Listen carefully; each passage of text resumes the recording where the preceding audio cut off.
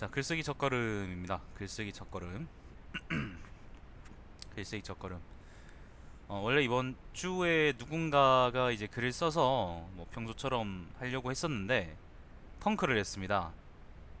시브랄 펑크를 했습니다. 그래서 뭐 제가 근데 방송을 아예 펑크 낼 순 없고, 제가 뭐 그 같이 하겠다는 사람, 그러니까 같이 하는 이제 참여자가 없다고 방송을 진행하지 못하는 그런 무능한 놈이 아니기 때문에, 참여자가 없으면 이제 제가 스스로 컨텐츠를 만들어낼 수 있는 능력이 있는 사람이기 때문에, 오늘은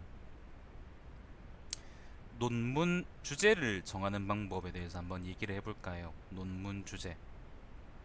제목을 일단 90년대 일본 번역책처럼 이제 너도 할 수 있다 논문 주제 정하기, 혹은 좀 더 이제 번역두처럼 얘기하려고 그러면 너도 할 수 있다 실전 논문 주제 정하기, 이렇게 실전이란 말만 붙여줘도 이거는 십덕새끼가 쓴 글이구나 라고 냄새가 풀풀 나죠, 그죠? 아무튼 그런 느낌이 좀 있습니다. 어감이라는 게 있죠. 밖에 사고 났다고? 왜? 차 사고 났어? 자, 아무튼 그래요.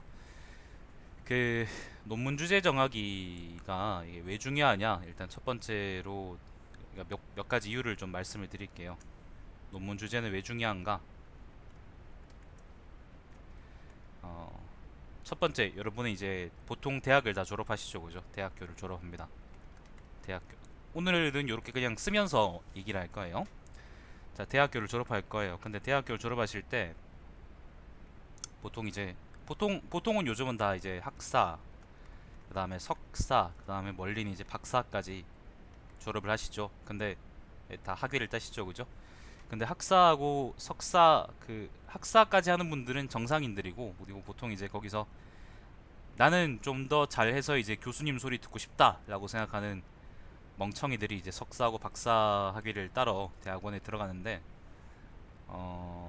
보통 그런 분들은 사실 자기 주제를 모르고 나대는 사람들이 많기 때문에 예, 논외로 얘기할 수 있을 것 같습니다. 근데 보통 그 학사까지를 우리가 보통 상식적인 대학의 문이다라고 얘기할 수 있겠죠, 그죠? 학사까지.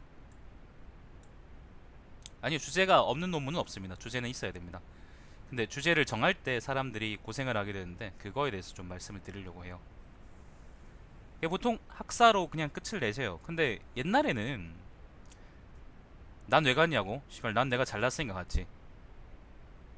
옛날에는, 옛날 사람들은, 그러니까 예를 들면 2000년대 이전에 대학을 갔거나 아니면 뭐 70년대 80년대 생들 있죠, 아니면 90 몇 학번 이런 아저씨들 있죠, 그죠?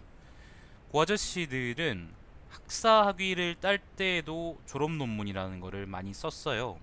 이게 뭐 학과마다 다르고 또 학교마다 다르고 뭐 세부 전공마다 또 다르고 뭐 아니면 그 규정마다 다르고 그러겠지만은, 요즘은 그렇지 않죠. 요즘은 학사를 졸업한다 그러면은 학사 학위를 딴다 그러면 보통 졸업 논문을 쓰지 않고 졸업 논문 대신에 그런 걸 쓰잖아요. 왜 영어 시험 점수를 따오거나 아니면 무슨 자격증을 딴다거나 아니면 뭐 시험을 친다거나, 예를 들면 그런 걸로 대체를 한단 말이에요. 예를 들면 뭐 08학번, 제가 2008학번이니까 2008학번 때 경북대 수학과는 졸업 시험을 쳤습니다. 경대 수학과는 졸업 논문을 쓰지 않았어요. 근데 이제 반대로 경대 천문학 전공자들은 졸업 논문을 썼습니다.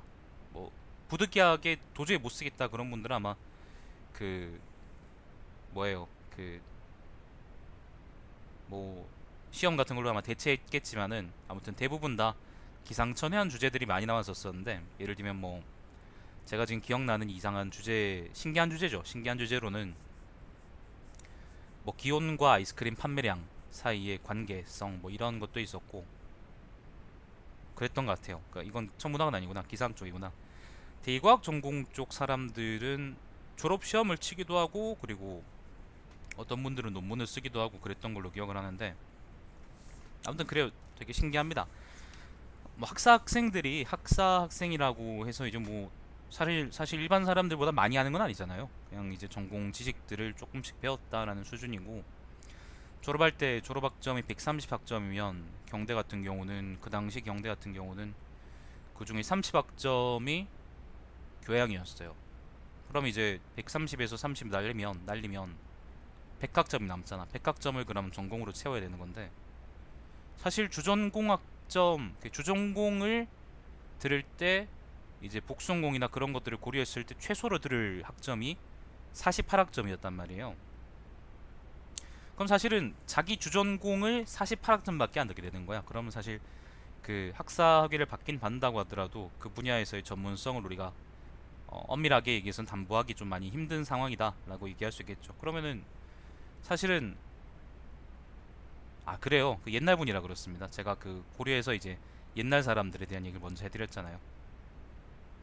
그렇기 때문에 그 학사학위를 받는다고 하더라도 그 분야에 대해서의 어떤 전문성을 우리가 담보할 수 없는 게 요즘 대학의 현실이고 전문성을 담보할 수 없기 때문에 마찬가지로 이제 그 자기의 어떤 연구 분야, 연구 결과, 연구 분야에 대한 결과를 표현하는 논문을 쓰는 거에 대해서도 학생들이 사실 많이 고생하게 되는 거죠. 왜냐하면은 논문이란 걸 써본 적이 없으니까.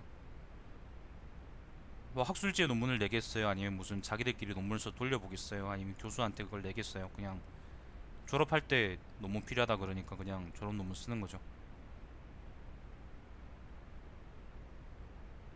아무튼 그렇습니다. 그래서 사실 학부생들은 그래서 졸업할 때 논문을 쓸 능력이 잘 없습니다. 제가 이제 매번 얘기하지만 학부생들은 글을 잘 못 쓰고 대부분 잘 못 쓰고 그게 그 학생들 탓이냐 그렇게 얘기한다 그러면 그건 잘 모르겠는데 아무튼 그 학생들은 잘 못 쓰고 글을 못 쓰기 글을 못 쓰는 것도 그렇지만 이제 연구 주제를 정하거나 그 주제에 대해서 연구를 진행시키는 것도 사실 잘 못해요. 대학원생이라고 잘하는 건 아닙니다. 대학원생 중에 이제 능력 있는 사람들은 뭐 자기 주도적으로 뭘 할 수 있겠지만은 그렇지 않은 사람들은 이제 또 6년 뭐 2년 4년 6년 동안 이제 교수 따까리 노릇을 하면서 이제 아유 식사 맛있게 하셨습니까 교수님, 아유 오늘은 형광등 불빛이 좀 덜 밝아 보입니다, 머리숱이 많아지셨군요 교수님, 뭐 그런 헛소리나 하고 그 회식 따라가지고 교수 농담에 하하하 이렇게 웃고 뭐 그런 사람이 되겠죠. 그러니까 대학원 가지 말라 그러는 겁니다 여러분. 자 아무튼 그렇습니다. 논문이라는 게 그래요. 논문을 주제를 정하는 것도 힘들고 논문을 쓰는 것도 힘들고 그렇다고 이제 그렇다고 이제 주제가 있다고 해서 그걸 쓸 역량도 사실 잘 없고 그게 사람들의 현실인 거죠. 근데 만약에 일단 뭐 제가 지금 말씀드리려는 거는 예 맞아요. 제가 말씀드리려고 하는 거는 사실 뭐 논문을 쓰기 위한 역량을 어떻게 하면 갖출 수 있을까에 대한 얘기는 아니에요. 저는 뭐 여러분의 지도 교수가 아니고 여러분도 저한테 등록금을 내진 않잖아요. 그죠? 그러면서 나중에 또 꼭 보면 영상이나 나중에 이 씨발 헛소리 하고 있네 이런 소리 하는 이런 소리 다는 개새끼들이 있어. 그런 새끼들을 위해서 말씀드리는 겁니다. 저는 여러분한테 이제 논문을 쓰기 위한 역량을 갖추는 그런 강의를 하기 위해서 얘기를 하는 건 아니고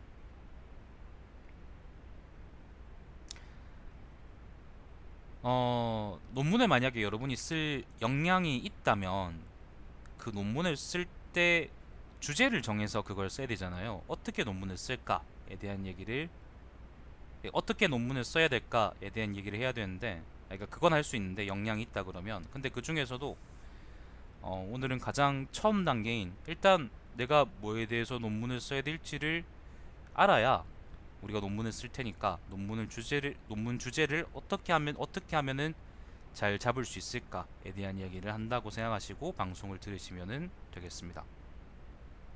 좀 서설이 길었는데 그렇습니다.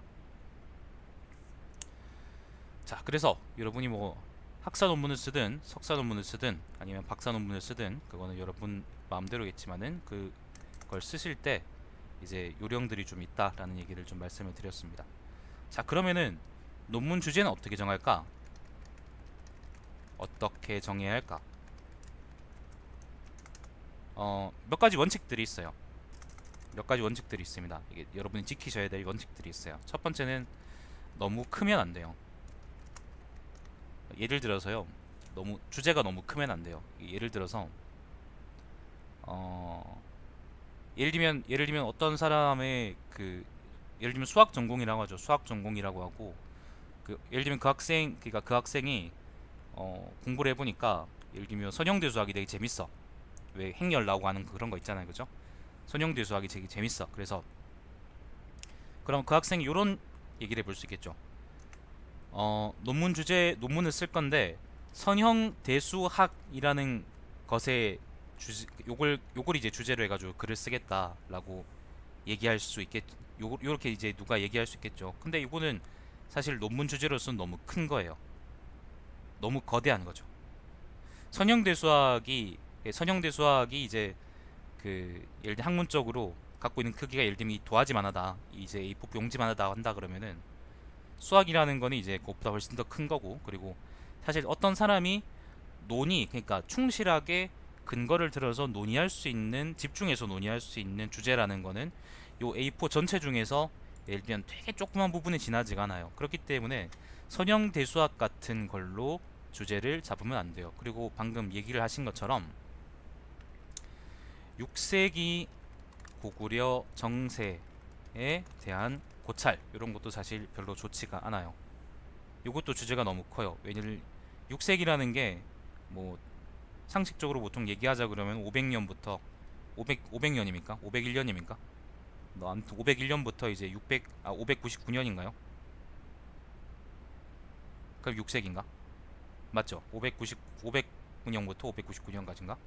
아무튼 그 이제 100년 정도를 얘기하는 말인데, 그 100년 동안에 고구려가 겪은 사건들이 엄청나게 많을 거란 말이에요.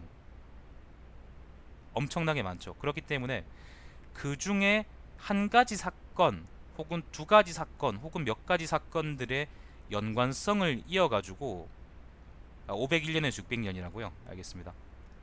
그거를 이어가지고 그걸 가지고 논문을 쓸 수는 있겠지만은 6세기 전체를 가져와서 고구려 정세를 한번 고찰해 보겠다라고 얘기하는 거는 책을 6권 정도 쓸 수 있는 정도의 분량이라고 얘기를 할 수 있겠죠. 그러니까 너무 논문으로서는 너무 큰 거예요. 최대한 주제는 좁게 해야 됩니다. 최대한 좁게. 지금 또 예를 하나 들려주셨는데, 가츠수님 오늘 포텐 터지시네요. 6세기 1차 고수전쟁 직전 고구려와 돌궐과 뭐 이게 고구려와 돌궐과의 관계요. 고구려와 돌궐의 관계라 그러자. 관계에 대한 고찰이라 그러면은 요거는 앞에 거는 전부 다 그냥 요거는 안 되는 거야. 이건 안 돼요. 이건 안 되는 거죠. 근데 요거는 완벽하게 마음에 들진 않지만은 그래도 요거는 적어도 이제 들어가는 수준에 들어온다라고 말씀을 드릴 수 있을 것 같아요. 6세기에 고구려에 있었던 사건들 중에 이 논문 주제는 1차 고수전쟁이라는 걸 일단 소재로 잡았고요. 그리고 그 고수전쟁도 엄청 길단 말이에요.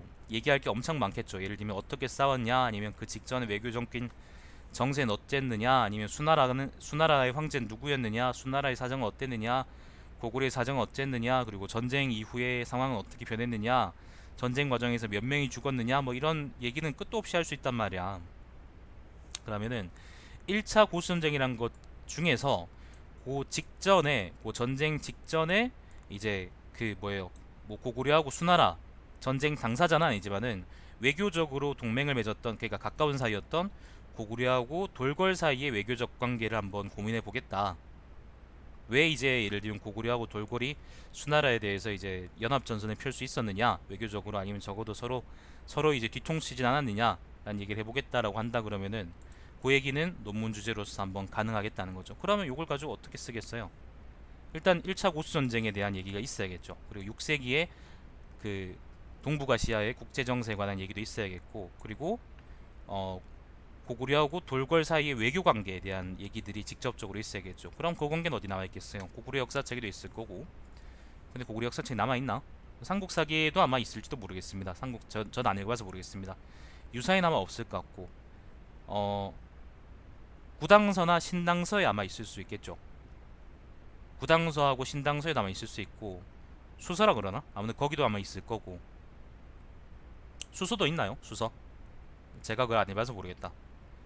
돌궐의 역사책이 있다면은 만약 거기도 그게 남아 있겠죠, 그죠? 아니면은 그 좀 멀리 가자면 이제 위구르 놈들의 글을 볼 수도 있는 거고. 아무튼 그 모을 수 있는 것들은 다 모아가지고 그걸 가지고 우리가 자료를 모아서, 그러니까 자료를 모아가지고 이제 고구려하고 돌궐 사이에 외교 관계가 어땠는지, 좋았는지 나빴는지, 아니면 서로 이제 뒤통수 칠 준비만 하고 있었던 건지에 대해서 우리가 결론을 내려야겠죠. 바로 이제 그게 논문 주제로서 적당한 겁니다. 역사에 대해서 이제 이런 주제가 있다 그러면은, 예를 들면 이제 수학에 대해서는 이런 게 있겠죠. 아까 이제 선형대 수학 예를 들었는데, 복수함수론이란 주제다. 복수함수론이라는 주제가 있어요. 그럼 이건 당연히 안 되겠죠. 왜냐하면 복수함수론인 게 엄청 크니까. 근데 복수함수론이 아니라, 복수함수론 안에서, 이거 왜 이러냐? 잠깐만요. 복수함수론 안에서 예를 들면 아 코시의 적분정리라는 것도 사실 엄청 큰 주제지. 코시의 적분정리가 코시의 적분정리를 좀 더 예를 들어서, 그냥 좀 무슨 말인지 모르겠지만 일단 좀 말을 만들어 봅시다. 코시의 적분정리를 좀 더 엄밀히 규정하기 위한 조건에 대한 탐구.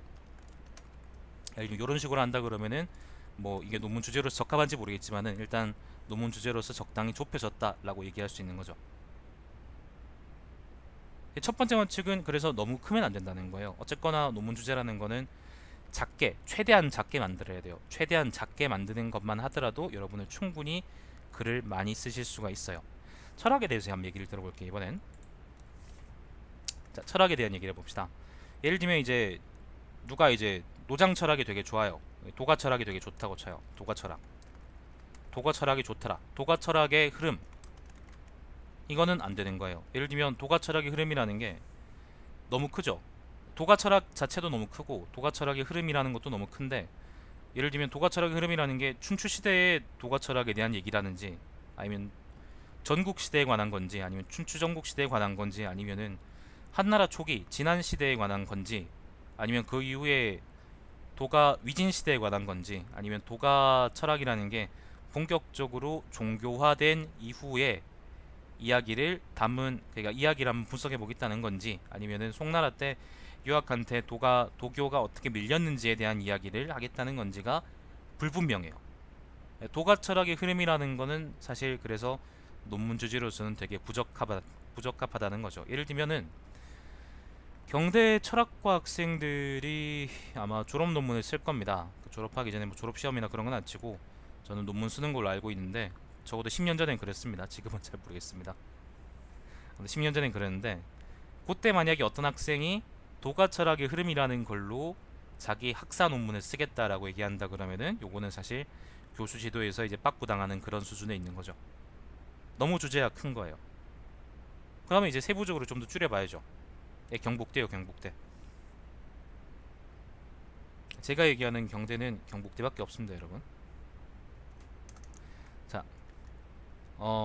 도가 철학의 흐름이 아니라 도가 철학에서 좀 더 줄여볼 필요가 있는 거죠. 자, 그러면 예를 들면 장자에 대한 연구, 장자의 정치 사상에 대한 고찰이라는 게 있어요. 아, 진주 계시죠? 어제 저 경상대 갔다 왔는데, 어젠가 어제 아랫겐가 경상대 좋더만요. 예, 저는 근데 경대라 그러면 경북대를 얘기합니다. 자, 장자의 정치 사상에 대한 고찰, 요것도 사실은 안 돼요. 근데 x 3개짜리는 아니고, 예를 들면 x 하나나 이제 2개 정도 되는 거죠. 요거는 왜 안 되느냐? 일단 도가 철학이라는 엄청 큰 분류가 아니에요. 그죠? 도가 철학 안에 장자란 사람이 있어요. 장자란 사람이 있는데, 그럼 이제 적어도 이제 1단계는 통과한 거죠. 너무 큰 범위는 아니고 이제 적당히 작은 범위긴 한데, 그런데 장자의 정치 사상이라고 한다 그러면 사실은 요게 얘기하는 범위가 좀 모호해요. 너무 많이 모호하고 넓다고 이것도 얘기할 수 있어요. 왜 그러냐면은, 요거는 좀 더 들어가서 이제 그냥 단순하게 법이 문제가 아니라, 동양 철학 책들의 선진 시대의 동양 철학 책들의 서술 방식 때문에 이제 일어나는 문제인데, 예를 들면 장자나 맹자나 논어 같은 책들은 뭐 일단 장자하고 그다음에 예를 들면 맹자 본인이 썼느냐 그런 문제는 차치하더라도 어 양놈들 책들처럼 막 그러니까 처음부터 이 주제에 대해서 세계적으로 써보겠다라고 해서 쓴 글은 아니에요. 어떤 일화들이 모여 있는 형태의 그런 책들이기 때문에, 그렇기 때문에 정치 사상이라는 게 예를 들면 거기에 있다 없다라고 얘기할 수 있는 거는 그걸 읽는 사람들이 해석하는 거거든요. 결국에는 그래서 좀 더 타겟을 명확하게 해줄 필요가 있어요. 요거는 이제 범위가 좀 넓어서 모호하다라고 얘기할 수 있는 거죠. 예를 들면 장자가 아니라 그냥 이제 장자가 아니라 장자가 쓴 책이라, 우리가 보통 장자가 쓴 책이라고 우리가 알고 있는 게 장자 내편, 그다음 장자 외편, 그다음에 장자 잡편, 요렇게 크게 세 가지가 있는데, 그럼 요 세 가지 중에서 어떤 부분에 표현되어 있는 정치 사상에 대해서 얘기할 것인지에 대해서 우리가 예를 들면 얘기할 수가 있어요. 예를 들면 장자 내편에 표현된 장자의 정치 사상에 대한 고찰, 그러면은 이제 조금 더 명확해진 거죠, 그죠? 한번 써볼게요. 자, 장자 내편 표현된 장자의 정치 사상에 대한 고찰. 그러면 여기 좀 문장이 좀 너저분하긴 한데, 아무튼 이렇게 하면은 어느 정도 그게 되는 겁니다. 어느 정도로서의 이제 논문 주제로서의 이제 범위가 많이 좁혀지는 거죠. 자, 그런데 요걸로도 아직 부족할 수가 있어요. 좀 더 좁힐 수 있습니다. 예를 들어서 장자 내편이라는 거는, 장자 내편이란 책 있죠, 그죠? 장자 내편이라는 거는 크게 또 요 안에 이제 예를 들면 1장, 2장, 3장, 4장 요런 것처럼 요런 그 소요유, 그 다음에 재물론, 그 다음에 양생주, 인간세, 그 다음에 덕충부, 대종사, 응제왕, 요렇게 여러분 이거 외울 필요 없습니다. 요렇게 이제 7여편으로 나눠져 있어요. 장자 내편이라는 책이 구성이 요렇게 돼 있단 말이지. 그러면은 요 중에 장자의 정치 사상이 반영돼 있다라고 얘기할 수 있는 그런 부분이 또 있겠죠. 혹은 정치 사상에 대해 무슨 말이 있긴 한데, 이게 정치 사상이라고 우리가 얘기하기는 좀 그렇다라고 얘기할 수 있는 부분도 있을 거고, 아니면은 보통 사람들이 이걸 정치 사상으로 이해하지 않지만은 난 이걸 정치 사상으로 얘기하고 싶겠다라고 하는 부분도 있겠죠. 그러면은 어떻게 하면 되겠습니까? 요거를 고칠 때 장자 내편에 표현된 이라는 표현보다는 장자 내편 안에 예를 들면 응제왕, 장자 내편의 가장 마지막 편인 응제왕에 표현된 장자의 정치 사상에 대한 고찰이라 그런다 그러면 훨씬 철학 논문으로서의 주제에 훨씬 더 많이 가까워질 수 있다는 거죠. 범위를 많이 좁히셔야 됩니다. 이렇게 범위를 많이 좁히셔야 훨씬 더 좋은 논문이 나옵니다. 범위를 좁힌다는 거는요, 이게 여러분이 넓은 범위에 대해서 얘기할 능력이 없다라고 제가 말씀드리는 게 아니고요. 범위를 좁혀야 여러분 그러니까 어차피 지면이라는 건 한정돼 있기 때문에, 맞아요. 도가철의 흐름 같은 거는 책으로 낼 만한 그런 주제죠. 어차피 지면이라는 건 한정돼 있고, 여러분이 논문을 실을 학술지나 아니면 여러분이 논문을 실을 뭐 책은 이제 뭐 예를 들면 돈이 무한해서 그렇게 찍어내는 게 아니잖아요. 그렇기 때문에, 그리고 읽는 사람도 되게 한정돼 있고요. 너무 글이 길면 예를 들면 수백 쪽짜리 논문이라 그러면은 그걸 보통 잘 읽진 않겠죠. 읽어보고 싶지 않겠죠. 예를 들면 이걸 가지고 옆에 사람 얼굴을 내리 찍으면서 이런 논문도 있다라고 얘기할 수 있겠지만은 그걸 별로 서로 돌려가면서 읽고 싶진 않을 거예요. 사실 그러면은 그게 논문 쓰는 의미가 있는 건 아니잖아요. 논문이라는 거는 자기 연구 결과를 다른 사람들과 공유하고 그리고 알리고 그리고 서로 의견을 나누기 위해서 쓰는 거기 때문에 그런 거죠.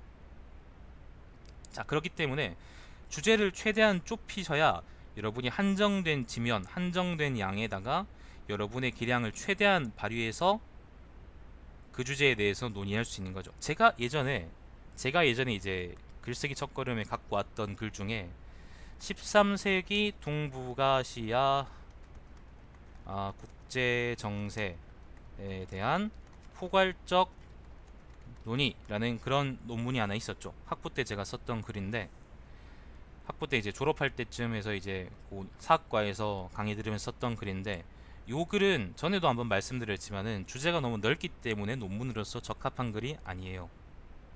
예를 들면 13세기 14세기구나 죄송합니다. 14세기네.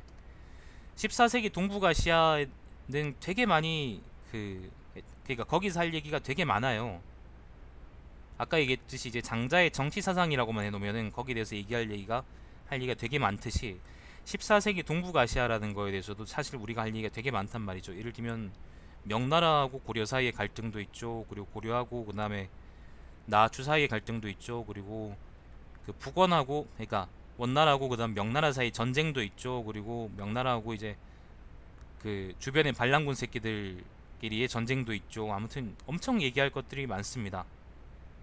그 많은 것들을 한 가지 글로 담는다는 거는 사실은 그게 학술적인 가치는 없다라고 보는 게 맞는 거예요. 그때는 뭐 내가 이걸 썼기 때문에 되게 나름대로 이제 자부심도 있고 그랬지만은 사실 지금 생각해 보면은 이건 이제 주제가 너무 넓기 때문에 좋은 글은 아니었다라고 말씀을 드릴 수 있는 거죠. 만약에 제가 이걸 좀 더 의미 있는 글로 하겠다 하고 연구를 좀 더 본격적으로 할 수 있었다면 예를 들어서 손내시라는 사람이 명나라에서 고려로 사신으로 왔다가 명나라에서 고려에 사신으로 왔다가 그 목을 매서 죽은 사건이 있었습니다. 이걸 가지고 고려가 죽였느니 아니면 그냥 손내시가 자살했느니 그걸 가지고 명나라하고 고려 사이에 전쟁 직전까지 갔던 그런 사건이 있었었는데 예를 들어서 요거를 좀 더 다듬어서 쓴다 그러면 손내시 자살 사건과 그에 따른 고려와 명나라 사이의 외교 관계 변화라고 이제 예를 들면 그 주제를 잡으면 그러면 이제 훨씬 보기 좋고 그리고 그러니까 한 주제에 집중하게 되고 그리고 이야기할 것도 그러니까 이야기 깊이도 심도 있게 되는 그런 논문이 되는 거죠. 써볼까요? 자, 손내시 자살 사건 이후의 고려 명 외교 관계의 변화 양상 예를 들면 이런 식으로 논문 주제를 잡는다 그러면 여러분이 이제 위쪽에 14세기 동북아시아 국제정세에 대한 포괄적 논의보다 훨씬 더 괜찮은 글이 될 거라고 말씀을 드리고 싶은 거예요. 이거는 쉽죠, 그죠? 그래서 제가 이제 계속 말씀드리고 있는 거는 논문 주제는 너무 크면 안 돼요. 절대로 크면 안 돼요. 충분히 작아야 돼요. 충분히 작아야 됩니다. 충분히 작아야 돼요. 자, 두 번째. 일단 여기까지 혹시 뭐 질문 있거나 그러면 말씀해 주시고 내용에는 대체로 동의하시는 것 같아요. 자, 두 번째는 뭐냐면은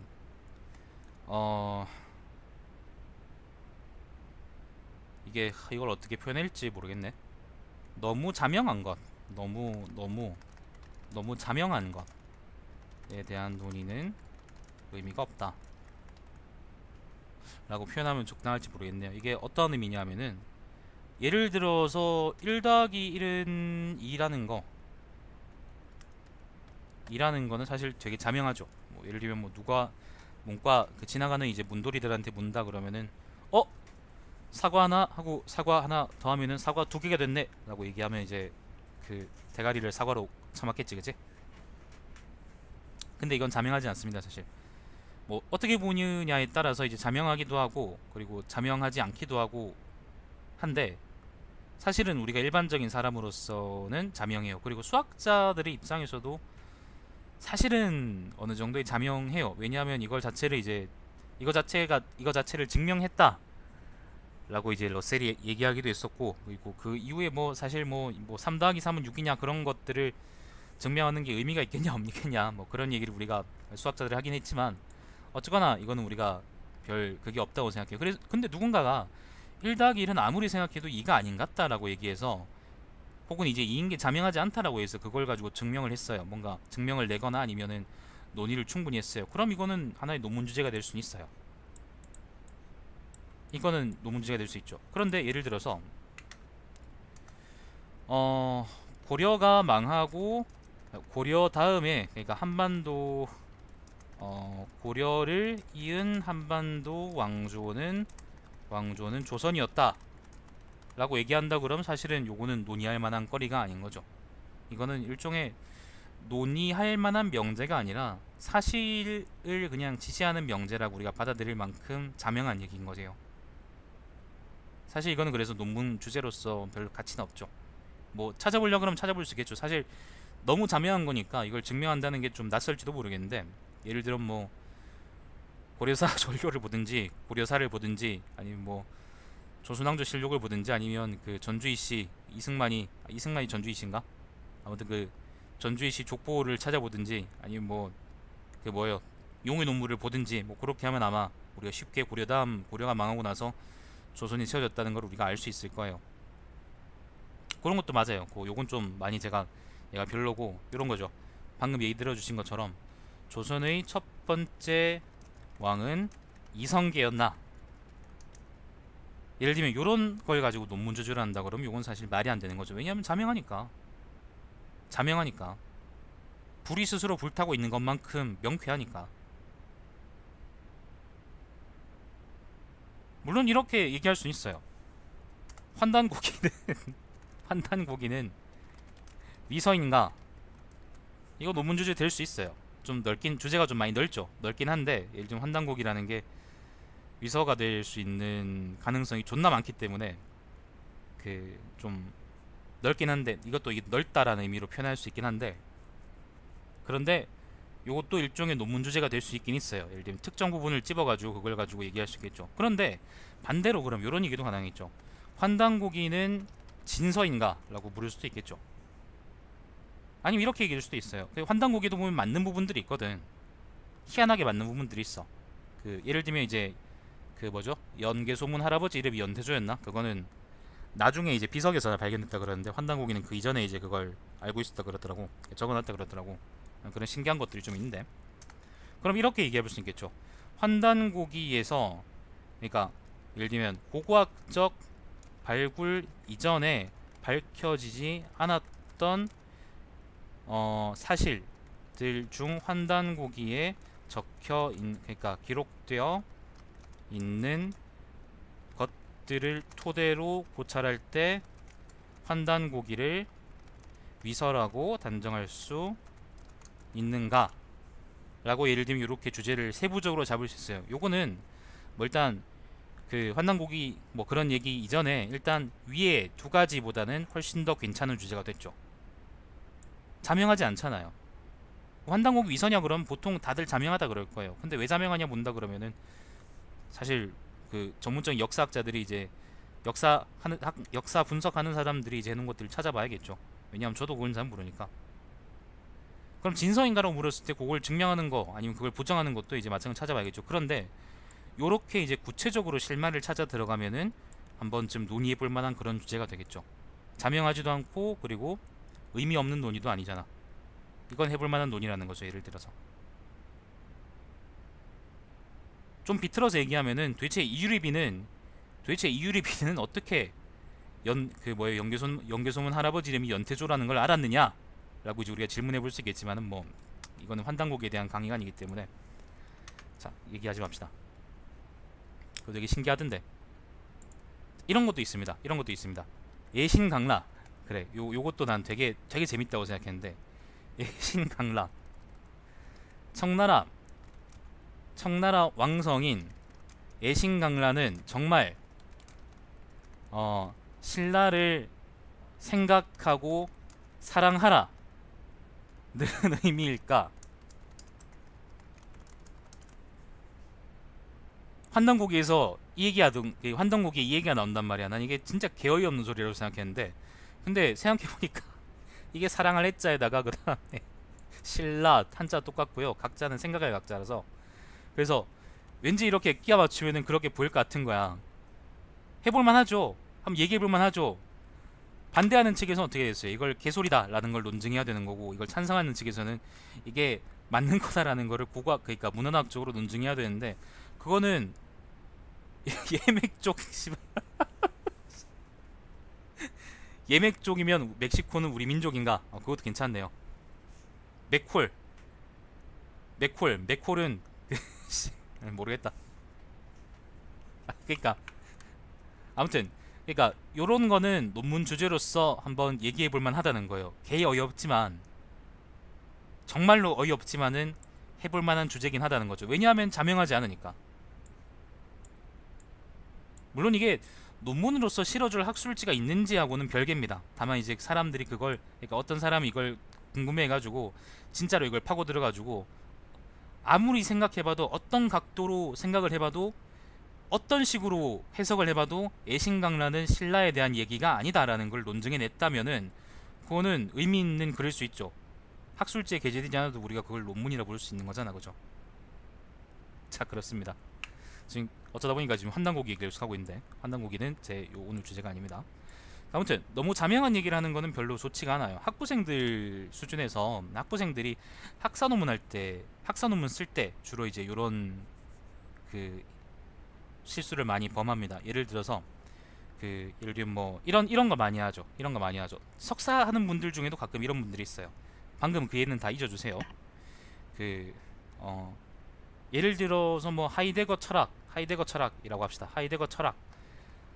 하이데거 철학의 계보에 관한 정리, 예를 들면 이런 식으로 논문 주제를 잡는 분들이 있어요. 아, 그거 분석 가능해요. 그거 가능하다니까. 자, 하이데거 철학의 계보에 관한 정리라고 얘기한다 그러면, 지금까지 예를 들면 하이데거가 이제 그냥 그 저 선조 할아버지 버리고 그 다음에 하이데거 철학을 한 사람이 누구냐, 그 다음에 철학, 그 다음 그건 제자는 누구냐 이런 식으로 그걸 분석에 들어가는 건데, 분석에 들어가고 그리고 그걸 한번 논문으로서 정리해 보겠다는 건데, 그거는 뭐 하이데거 철학을 하는 사람들에게는 이제 훌륭한 팬픽이겠지만은 사실은 의미가 있다고 얘기할 수가 없습니다. 너무 자명하잖아요. 예를 들면 누가 누구를 했고 누가 누구한테 배웠고 누가 누구한테 배웠다 이렇게 얘기하는 거는 별로 의미가 없을 수 있어요. 마찬가지로 이제 예를 들면 도가철학의 도의 의미에 대한 논의, 그렇다 그러면 사실 도가철에서 얘기한 도라는 거를 되게 혁신적으로 해석하지 않는 한은 결국에는 장자나 노자나 아니면 열자나 이런 책에 나오는 이야기들을 반복하게 될 텐데, 이거는 사실 논문 주제로서 적합하지가 않은 거예요. 학부 논문이라서 가능하다고 얘기할 수 있겠죠. 근데 사실 학부 논문이기 때문에 교수들이 이걸 학생들한테 괜찮다라고 얘기해 주더라도 사실은 괜찮지 않은 겁니다. 논문으로서는 적합하지 않은 거죠. 그러니까 너무 자명한 것에 대한 얘기를 하는 거는 사실 의미가 없어요. 지금까지 그냥 밝혀진 것들을 한번 정리해 보겠다라는 것.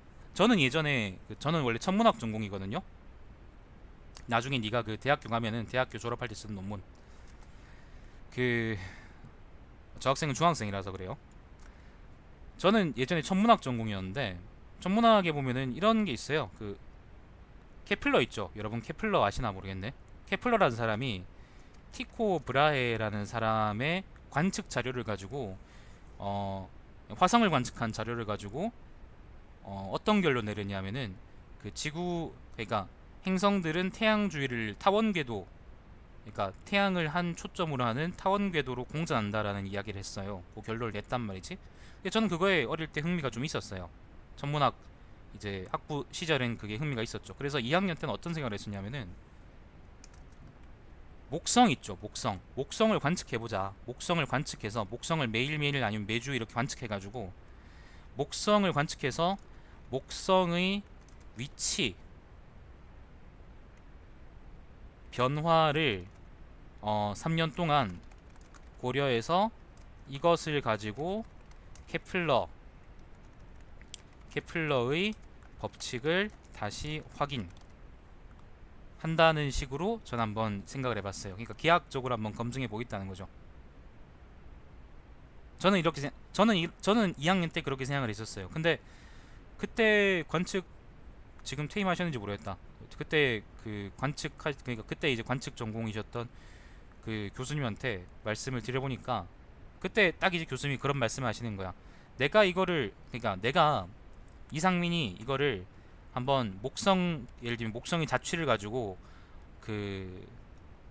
케플러 법칙을 다시 한번 확인하는 거, 그러니까 진짜로 목성이 태양 중심으로 돌고 있는지를 확인해 보는 거는 분명히 의미 있는 작업이긴 하겠지만은, 그게 새롭게 뭔가 밝혀내는 게 없기 때문에, 새롭게 뭔가 밝혀내거나 아니면 새로운 논지를 던지는 게 아니기 때문에, 그 주제가 아니기 때문에 논문 주제로서 적합한지는 잘 모르겠다고 하셨단 말이에요. 사실은 그 말씀이 되게 타당했던 거지. 나는 사실 그때 그걸 잘 이해를 못했었어요.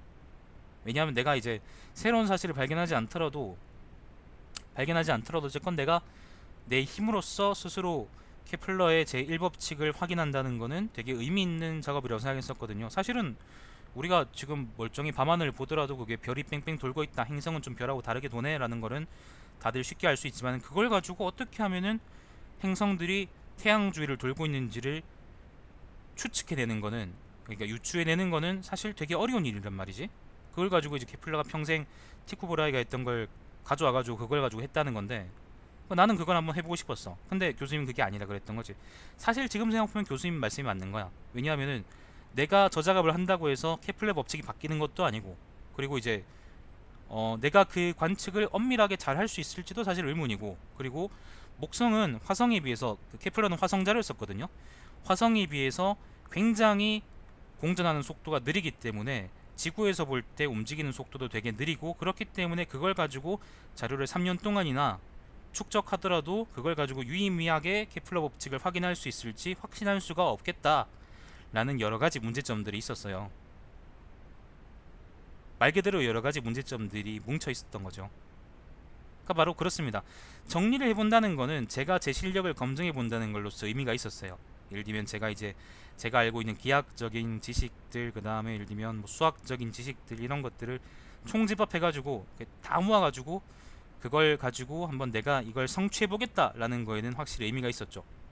근데 새로운 뭔가를 밝혀내진 않기 때문에 그게 논문 주제로서는 적합하지 않고, 그렇기 때문에 대학교 교재들이 있죠. 대학교 교재들이 나오는 연습 문제 정도는 적합할지 몰라도 내가 그걸 가지고 실제로 논문을 써서 사람들한테 발표해보겠다라는 걸로는 부적합했던 거죠.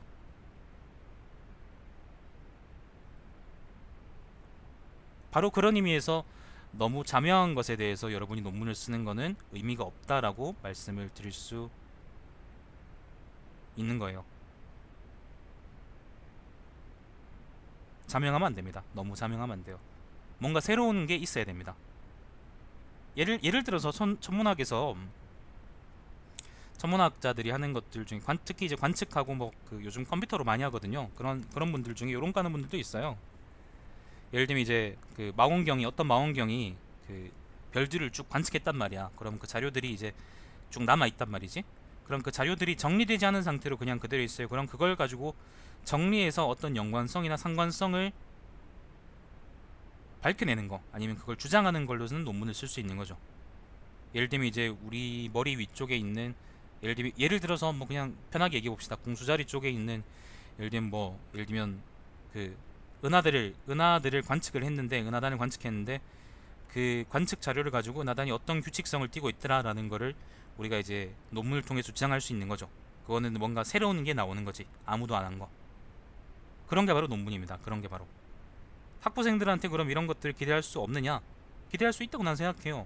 근데 학부생들이 이걸 주제를 잘 잡아가지고, 그리고 그걸 잘 쓰게 하려 그러면, 글 쓰는 것 자체도 문제지만은 결국 제일 중요한 거는 어떤 거를 네 논문 주제로 삼으려는 것이냐가 제일 중요하다고 난 생각하거든요. 그게 잡혀야지 글을 쓰든 떡을 치든 하죠. 그죠? 그런데 그걸 학부생들이 하기 위해서는 교수들이 정말 옆에서 되게 열심히 가르쳐 줘야 돼요. 안 그러면 학생들이 그걸 할 수가 없습니다. 단적으로 얘기해서 그럴 만한 능력이 없어요. 혼자서 그걸 하기에는 힘들어요, 너무. 학생이 예를 들면 10,000명이라면은 그 중에 100명 아니면 50명, 60명 내외 정도만 그런 걸 할 수 있지, 나머지는 그런 걸 할 수가 없습니다. 그 사람들이 멍청하다는 얘기가 아니라 논문 쓰는 작업이라는 게 만만하게 볼 작업이 아니라는 거예요. 논제를 설정하고, 그리고 그 논제가 이제 적합한 논제인지 확인하고 검증하고, 그리고 그걸 적절한 방법으로 연구해 나간다는 게 쉬운 게 아니라는 거거든요.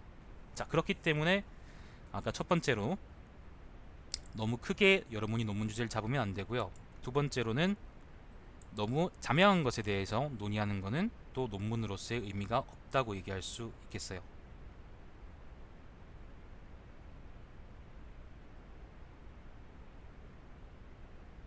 자, 그리고 세 번째로, 사실 이번하고 좀 겹칠지도 모르겠는데, 세 번째로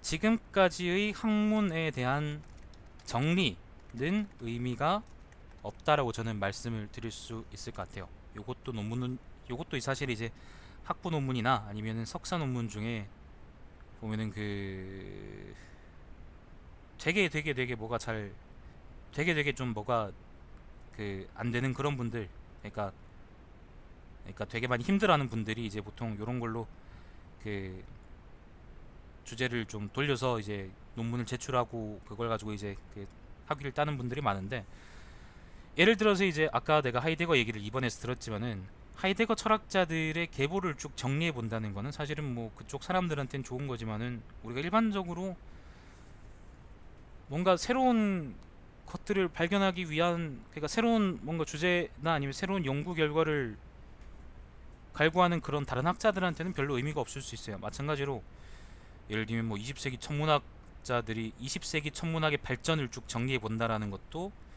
뭐 책으로서 교양서로서의 의미는 있겠죠. 근데 그것도 마찬가지로 어떤 논문, 어떤 이제 학술적인 논문으로서의 가치는 별로 없다고 얘기할 수 있을 것 같아요. 아, 그 좋은 말이네요. 정리는 네 머릿속에서, 이 노트 속에서. 그거 좋은 말이다. 아무튼 그래요. 이게 그냥 이게 만약에 단순한 정리면은 그거는 논문으로서의 가치가 없어요. 단순한 정리 이상으로 예를 들면 그 지금까지는 예를 들면 누구누구, 그러니까 예를 들면 그 천문학이라 합시다. 예를 들면 20세기 천문학 발전을 이러이러한 식으로 이러이러한 원인 때문이라고 해석을 했는데, 나는 거기에 원인이 있는 게 아니라 다른 쪽에 20세기 천문학 발전의 원인이 있는 것 같다라고 주장을 한다 그러면 그거는 논문 주제가 가능해요. 이건 단순하게 정리하는 게 아니라 그 정리하는 걸 통해서 뭔가 새로운 명제를 뽑아냈거든요. 새로운 논증을 담고 있고 새로운 주제를 그 유추해냈기 때문에 그거는 의미가 있는 거예요. 단순하게 정리면 안 됩니다. 예를 들면 송나라 성리학, 송나라 성리학에 대한 정리, 송명성리학의 계보에 대한 정리, 이런 것들은 논문 주제는 아니지만, 논문 주제로 적합하지 않지만은, 예를 들면 송명성리학의 견해 차이에 대한 고찰, 이런 것들은 좀 넓긴 하지만 논문 주제가 가능하다는 거죠. 물론 그런 것들은 많이 해놨을 거예요. 사실 이제 주의하고 그 다음에 그 왕 누구죠? 양명은 그게 자고 그 본명이 뭐더라? 왕수인인가? 아무튼 주의하고 이제 왕수인 사이에 그 견해 차이에 대해서 이제 사람들이 많이 연구해 놨기 때문에, 왜 송나라 그걸 뭐 주작 그러고 그다음에 이 명나라 그 뭐예요, 성리학 보고 이제 양명학 그러잖아요. 그러면은 그 둘에 대한 연구는 이미 많이 됐기 때문에 그 자체로는 별로 좋은 논문 주제가 아닐 수 있겠지만, 아까보단 좋지만, 만약에 지금까지의 그런 대립되는 그런 관점이 아니라 새로운 대립점을 제시한다 그러면 그거는 또 하나의 이제 논문거리가 될 수 있겠죠. 예를 들면 이제 누구 예를 들어서 이제 예를 들면 이상민이 예를 들면 그런 연구를 했다고 쳐요. 이상민이 예를 들면 그 왕수인하고 그다음 주의의 견해 차이에 대한 논문 한 썼어. 그러면은 왕수인과 주의의 이제 성리학에 대한, 그러니까 예를 들면 이와 기에 대한 이제 견해 차이에 대한 이상민에 대한 비판, 예를 들면 이런 식으로 논문을 쓴다 그러면 그거는 또 새로운 관점을 제시하는 거기 때문에 하나의 논문 주제가 될 수 있다는 거죠. 물론 그게 적절한지 적절하지 않은지는 또 다른 문제겠습니다만은, 그런 식으로 하다 보면은 된다는 거죠. 그래서 단순하게 정리하거나 아니면은 너무 자명한 얘기를 하거나 그런 것들은 논문으로서 적합하지 않기 때문에 저는 이제 별로 추천드리고 싶지가 않습니다. 예를 들어서 저는 이런 걸 가지고 썼었어요. 저는 예를 들어서 지금까지의 것들을 통해서 예를 몇 개 좀 더 들어볼게요. 그 얘기하기 전에 이번에서 그러면은 그 예를 들면 뭐 과학에 대해서는 아까 2번 얘기로 잠깐 돌아갈게요. 생각이 난 게 좀 있어서. 과학에 대해서는 이렇게 할 수 있는데, 철학 같은 거는 도대체 우리가 논문을 어떻게 써야 되느냐. 철학은 이미 사람들이 너무 많이 해놔가지고 빽빽하게, 너무 많이 이제 도서관처럼 빽빽하게 채워놔가지고 우리가 새로 뭔가를 할 건덕지가 잘 없지 않겠냐. 아니면 그 새로운 학문적 경영을 따라하기 위해서는 그냥 학부생 수준에서 얘기하기엔 너무 힘들지 않겠느냐 라고 얘기할 수 있어요. 물론 철학도 마찬가지고 사실은 그 역사학도 많이 그렇죠. 문학은 잘 모르겠습니다. 문학은 제가 해본 적이 없어가지고. 역사학도 예를 들면 뭔가에 대해서 제대로 하려 그러면은 그 나라의 언어, 그 시대의 언어를 이제 잘 알고 있어야 그 시대의 사료들을 직접 해석하면서 직접 번역하고 해석하면서 자기만의 결과를 도출할 수 있기 때문에 그렇고, 철학도 마찬가지로 사실은 그 원문을 어느 정도 이해할 수 있고, 그리고 그걸 스스로 해석해낼 수 있어야 저는 꼭 그럴 필요는 없다고 생각하는데, 아무튼 역사하고 비교하자면은 그 정도는 할 줄 알아야 이제 뭔가 새로운 결론을 이끌어낼 만큼 그 사람의 식견이 넓다고 얘기할 수 있기 때문에 사실 학부생이 그걸 하긴 힘들죠. 근데 하지만은 가능해야 합니다. 여러분이 만약에 많이 공부하고 그리고 많이 찾아보고 그리고 많이 이야기를 들어보고 사람들하고 많이 이야기를 나눈다면 반드시 여러분의 생각은 사람들과 다른 점이 뭔가 있을 겁니다. 그 다른 점을 이미 이제 3년 전에 다른 사람이 연구해 놨을 수도 있어요. 그러면 그 사람에 대한 비판점을 한번 찾아봐도 됩니다. 어쨌거나 여러분은 다른 사람들이니까요. 트집 잡기나 아니면은 말꼬리 잡기가 논문 주제로서 적합하다는 얘기가 아닙니다. 반드시 뭔가 찾아오면 서로 이제 그 생산적으로 이야기할 수 있을 만한 비판점은 존재하기 때문에 거기에 대해서 착안해 보는 것이 좋습니다. 뭐 예를 들어서 지금 생각나는 거라면은 제가 아까 그 했던 그 뭐죠? 14세기 동북아시아 국제 정세에 관한 포괄적 논의에서 요 얘기 중에는 그 명나라하고 고려 사이의 국경 분쟁이었던 그 뭐지?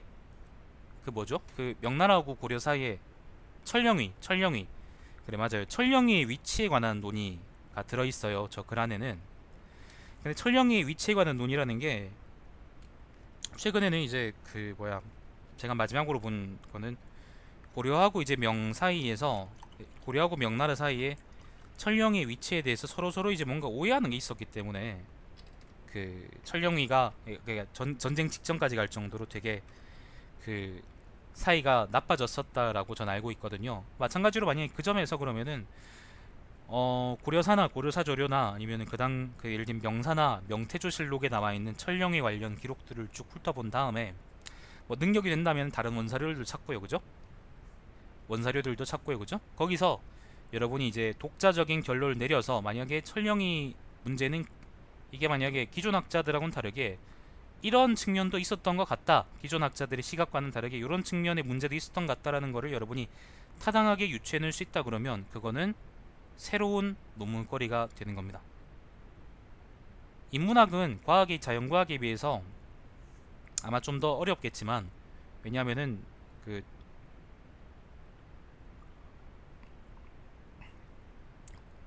워낙 해온 사람들이 많으니까요, 그죠? 사실 역사도 자연과학에 비해서는 좀 많이 오래됐고, 그리고 자연과학은 뭔가 새로운 게 계속 나오는데 인문학은 새로운 게 자연과학만큼 잘 나오진 않잖아요. 그래서 그 인문학은 좀 자연과학에 비해서 그런 면에서 이제 논문 소재거리를 찾는 게 좀 어려워 보이긴 하지만은 그래도 충분히 뭔가 할 수 있겠더라 라는 말씀을 저는 좀 드리고 싶습니다. 그래서 예를 들면 철학 전공이시거나 아니면 뭐 문학 전공이시거나 아니면 뭐 역사 전공이시거나 아니면 기타 인문학 전공하시거나 아니면 뭐 자연과학 전공하시거나 이런 분들은 그 나중에 졸업 논문 쓰는 분들이 있을 겁니다. 그 요즘은 졸업 논문을 잘 안 쓰도록 계속 바뀌고 있지만 학사 논문 특히 아직 옛날의 규정을 그대로 이제 고수하는 그런 학교들이 있을 겁니다. 저는 이제 그 점이 좀 더 좋다고 생각하는데, 그런 분들은 논문에 대해서 부담감을 가지지 말고 다른 사람이 하지 않았던 거, 여러분만의 생각 그리고 그 타당성을 검증해가지고 그걸 가지고 한번 글을 써보시기를 추천을 드립니다. 할 수 있습니다. 못하는 거 아니에요. 저도 했잖아요. 저도 했으면 여러분도 할 수 있는 겁니다. 자, 저도 써야 된다고 생각합니다. 한번 써보는 게 굉장히 큰 도움이 됩니다. 근데 굳이 학문적으로 뭔가를 하지 않을 사람이라면 쓸 필요는 있겠나 그런 생각도 들어요. 계속 공부하고 싶다 그런 분들은 한번 꼭 써봐야 되고요. 공부하기 싫다, 나는 이제 뭐 예를 들면 사업할 거다, 난 주주할 거다, 그런 분들은 잘 모르겠네.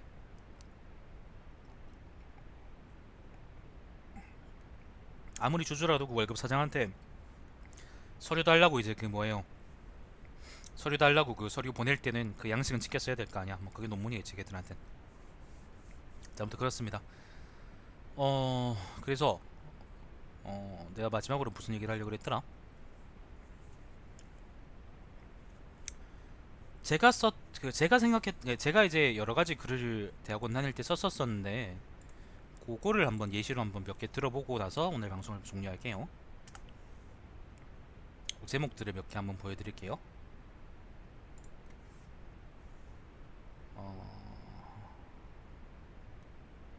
이상민 자 여기 있네. 예, 그렇죠. 사실 그렇습니다. 자, 제가 옛날에 썼던 논문들이 뭐 제목이 이렇습니다. 첫 번째, 단순 함원의 진리값 결정 문제. 두 번째, 한번 봐보세요. 요거는 논리적 역설과 그 발생 원인에 대한 분석. 세 번째, 대학과 대학 장부에 대한 체제 및 함의 비교. 네 번째, 잭슨의 논란 없는 원리에 대한 임상 철학적 해석 가능성. 다섯 번째, 장자와 임상 철학의 연계 가능성에 대한 비판적 연구.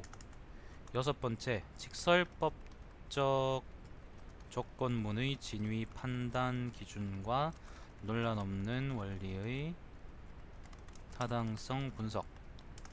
일곱 번째, 얘기의 가치에 대한 소론. 여덟 번째, 자유와 평등 연대의 정의론. 아홉 번째, 판본 문제와 관련 지어본 노자의 정치 사상 고찰. 열 번째죠. 도덕경 주간본과 장자 내편에 드러난 노자와 장자의 사상적 차이. 이렇게 이제 일단 몇 가지가 있고요. 요건 이제 대학원 들어와서 이제 썼던 글들이고 논문으로서 이제 게재된 것도 있고 안 게재된 것도 있고 그래요. 그 다음에 여러 14세기 후반 동북아시아 국제 정세에 대한 포괄적 논의, 아까 얘기했던 그거고, 그 다음에 스칼라장이 포함된 프리드만의 방정식의 적분 풀이. 요게 이제 제가 아무튼 지금 구글 드라이브에 저장된 글 내용들인데, 자 보세요. 일단 요거는 이제 대학원 와서 쓴 글이기 때문에 요건 이따 얘기하고, 일단 밑에 거부터 봅시다. 밑에 거부터. 요건 아까 말씀드렸던 것처럼 주제가 너무 넓습니다. 넓기 때문에 넓고 모호해요. 모호하다는 거는 애매하다 그래야겠네. 여기서는 애매하다 그래야겠네요. 애매하다는 거는 여러 가지 중에 뭘 지칭하는 건지 확실하지 않다는 걸 애매하다고 얘기합니다. 그래서 14세기 후반 동북아시아 국제정세라는 게 엄청 넓잖아요. 아까 얘기했던 것처럼 이제 원명 교체기기도 하고, 그 다음에 그 여말선초기도 하고, 그 다음에 그 서로 중국하고 한국끼리 서로 싸우기도 하고, 그 다음에 그 뭐 서로 뭐 떡도 치고, 그 다음에 장구도 치고 북도 치고 그랬던 식인데, 그 중에서 사실 거기에 대한 포괄적 논의라 그랬으니까 이건 논문 주제로서는 사실 너무 넓은 글인 거예요. 너무 넓은 글. 이러면 안 되는 거죠. 짧게 쓰셔야, 그러니까 되게 좁게 쓰셔야 돼요. 아까 충분히 말씀드렸지만 다시 한번 말씀드리자면은 이거보다 훨씬 좁게, 예를 들면 특정 사건, 손내시 사건이나 아니면 철룡이 사건이나 아니면 예를 들면 뭐 이성계의 요동정벌이라든가 아니면 그 최영이 예를 들면 토쿠토하고 같이 이제 그 어디에요, 강남에 있는 반란군 잡으러 갔다던 사건이라든가 아니면은 뭐 강남의 반란군들하고 고려조정 사이의 외교적 관계라든가 그런 특정한 타겟을 집어서 그걸 분석하셔야 된다는 거예요. 그러니까요. 여기 몽골 얘기도 있었다. 우리랑 카이 3위 얘기도 있었다.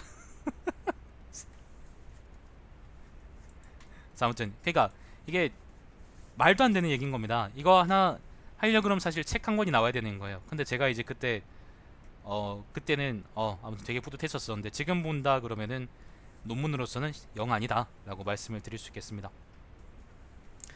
자, 그리고 요거는 제 그거였어요. 제 학사 졸업 논문이었습니다. 학부 졸업, 그러니까 학사학위 논문이었죠. 학부 졸업 논문이었고, 여러분 아마 이게 잘 뭔지 모를 텐데, 프리드만 방정식이라는 거는 우주의 크기에 대한 방정식이에요. 그래서 예를 들면 뭐 우주에 어떤 것들이 있으면 우주가 어떻게 될 것이다 라는 거를 미분 방정식으로 표현해 놓은 건데, 그 미방을 풀면은 우주의 크기와 그 다음에 시간에 대한 함수가 나오면서 그 뭐예요, 시간에 따라서 우주의 크기가 어떻게 바뀐지 우리가 나오겠죠, 그죠? 뭐 그거는 그렇다고 합시다. 여기서 이제 스칼라장이라는 게 포함됐을 때 프리드만 방정식을 어떻게 풀 수 있을지에 대한 얘기를 했어요. 사실 요거는 되게 깔끔하죠. 저는 사실 이제 14세기 요걸 썼을 당시에는 요 글이 이제 요것보다 훨씬 더 나은 글이다 라고 생각을 했었었는데, 지금 생각해보면은 확실히 요게 이제 논문 주제로서는 되게 적합한 글이었던 것 같아요. 저는 근데 정작 이제 프로그래밍이나 그런 걸 못해가지고 숫자로서, 그러니까 손으로 푸는 거는 했는데, 근데 그걸 가지고 이제 어떻게 어떤 다른 시사점들이 있는지 그런 얘기들은 또 정작 하지를 못했었습니다. 그게 좀 많이 아쉽습니다. 지금 입장에서는 누가 좀 해줬으면 좋겠어요. 아니면 그때로 돌아간다 그러면 뭐 누구랑 같이 연구하든지 그럴 수 있으면 좋겠습니다. 요거는 되게 좋은 학부 논문 주제라고 생각하시면 되겠습니다.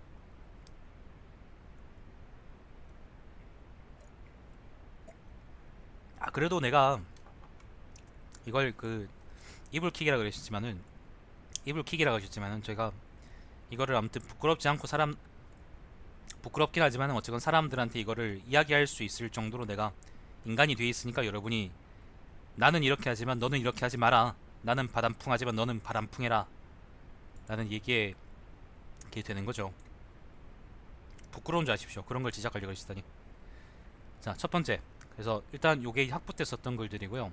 그래서 위에 거는 너무 넓어서 별로고, 아래쪽은 상당히 이제 그 범위가 좁고 간결하기 때문에, 다루고자 하는 점이 명확하기 때문에 학부 논문 주제로서는 되게 좋은 주제다라고 저는 생각을 합니다. 자, 단순함원의 진리값 결정 문제. 요거는요, 단순함원이라는 게 뭐냐면은 예를 들면 뭐뭐이면 뭐뭐다 라는 걸 우리가 단순함원이라 그래요. 그걸 조건문이라 그러는데, 그 중에서 그 형식 논리학에서 다루는 뭐뭐이면 뭐뭐다 라는 거를 단순함원이라 그러거든요.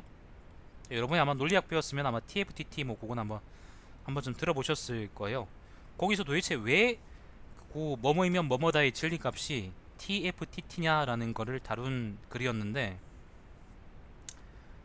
저는 상당히 괜찮은 글이라고 생각했습니다. 괜찮은 글이고, 그리고 얘기할 주제에 대한 그것도 충분하고, 그리고 그냥 모호하거나 그러지 않잖아. 모호하거나 그러지 않고 좀 넓거나 그러지도 않고요.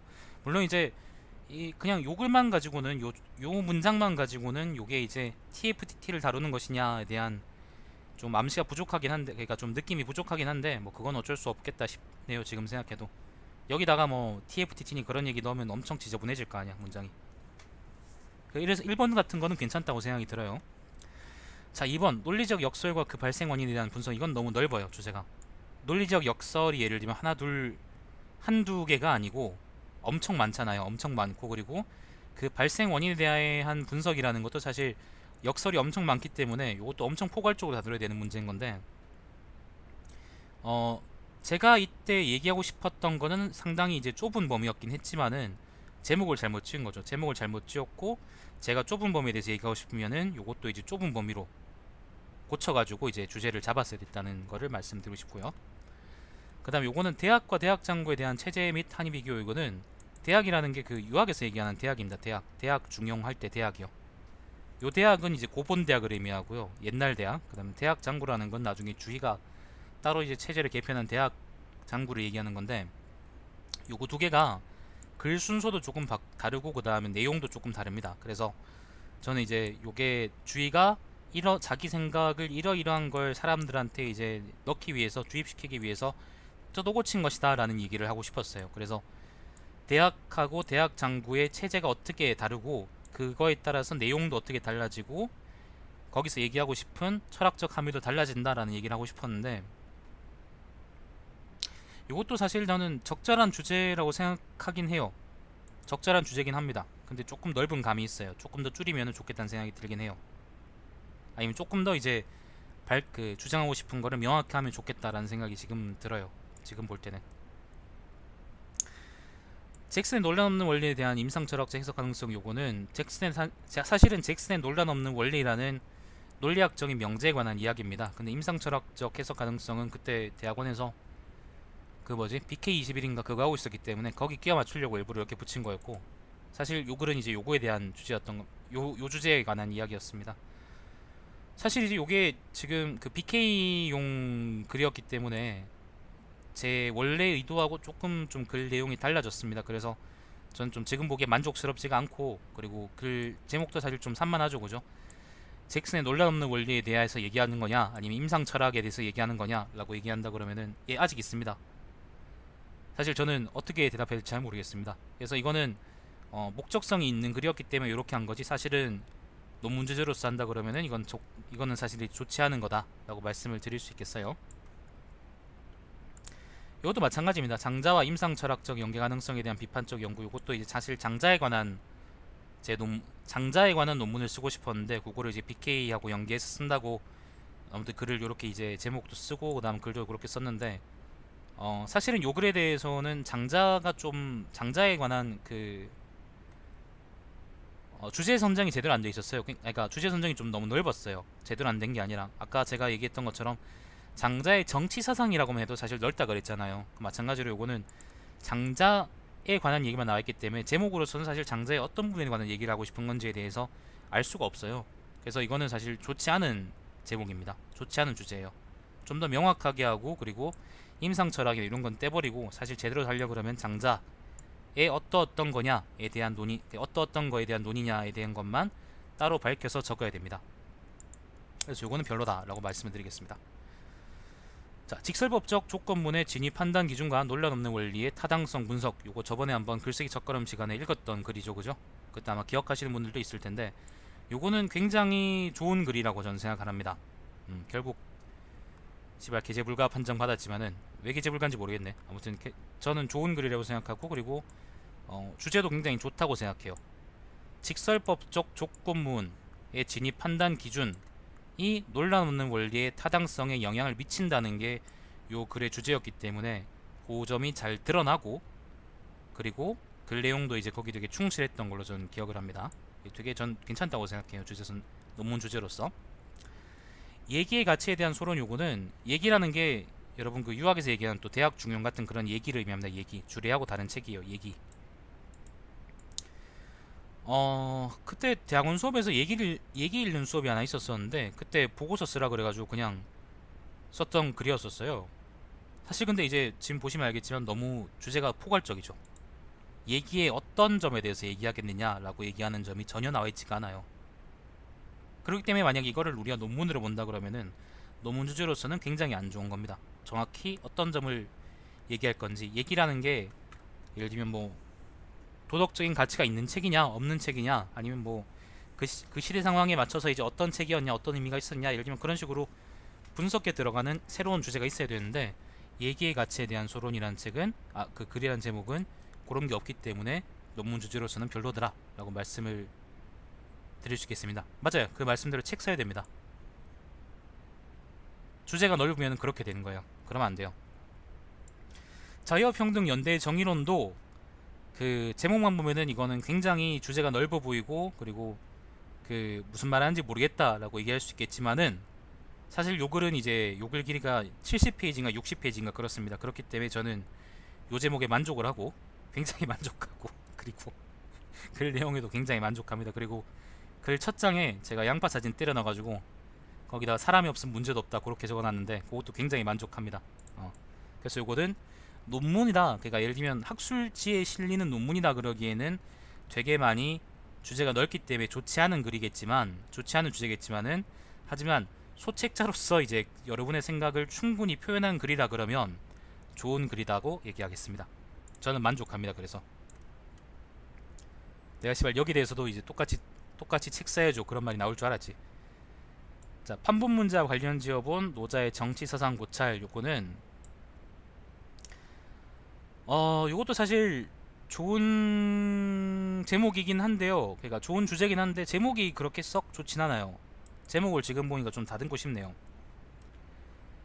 이게 판본 문제라는 게 노자라는 게 도덕경이 있잖아요. 도덕경이 판본이 여러 개가 있어요. 크게 이제 주간본, 그다음 백서본, 왕필본 이렇게 세 개가 있는데 주간본에 나와 있는 노자의 정치 사상하고요. 노자가 주장하는 정치 사상하고 그다음에 왕필본에 나와 있는 정치 사상이 굉장히 많이 상이해요.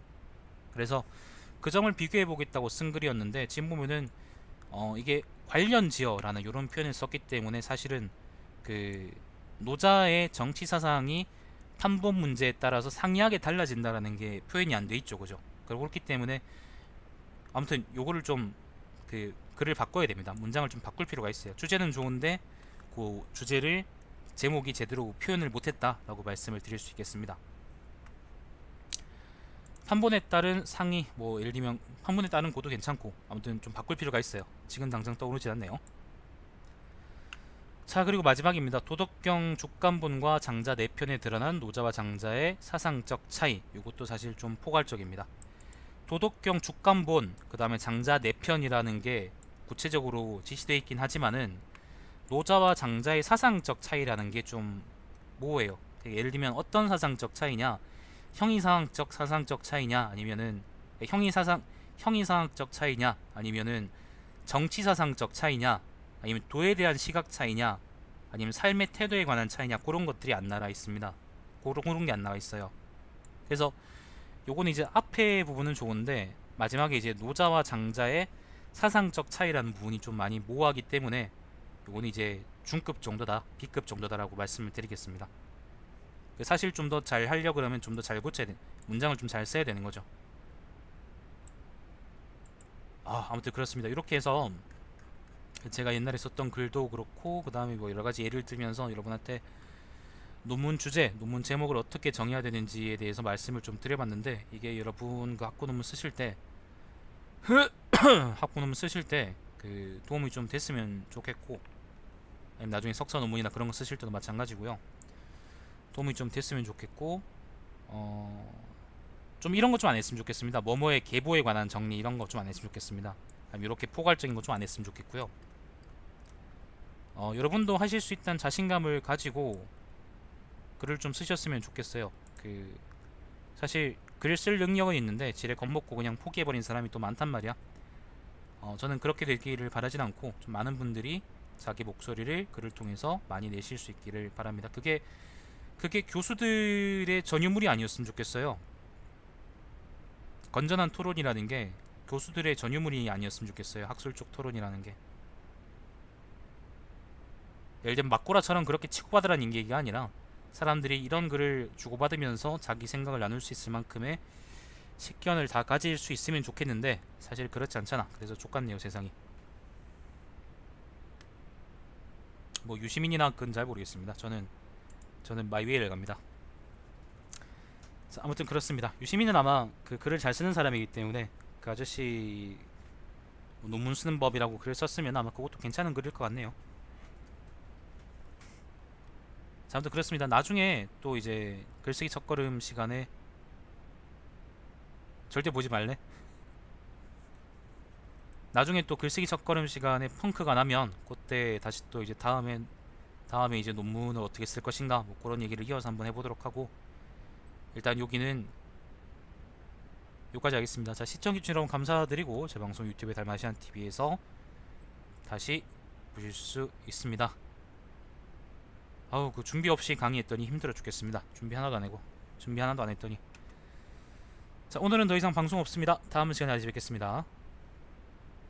네, 고맙습니다.